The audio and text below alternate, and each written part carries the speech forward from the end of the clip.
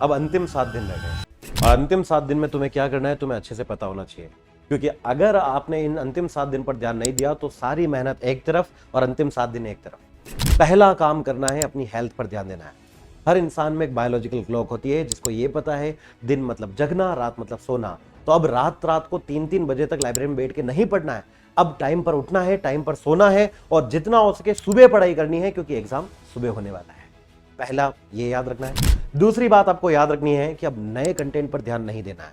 अगर अब आप कोई नई किताब ला रहे हो, नया यूट्यूब चैनल खोल रहे हो और वहां से पढ़ रहे हो, तो जो पढ़ा है उस पर हमेशा डाउट होगा और यह लगेगा कि मुझे कुछ भी याद नहीं है।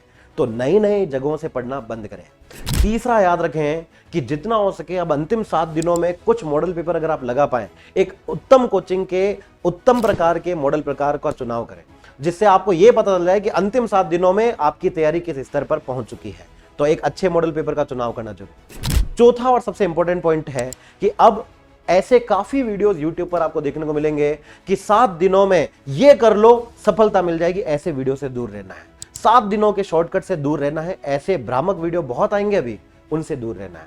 और सबसे अंत में याद रखना कि जो अब पढ़ा है ना, जितना आपने पढ़ा है वो पढ़ चुके, उस कंटेंट पर विश्वास रखना है। याद रखना, डॉक्टर, टीचर और ईश्वर तीनों पर विश्वास ही किया जाता है और ईश्वर उसी पर विश्वास करता है जो खुद पर विश्वास करता है। तो पहला विश्वास खुद पर करना है, अपने टीचर पर करना है, अपने कंटेंट पर करना है और खुद को यह कहना है कि हां मेरा सिलेक्शन हो सकता है।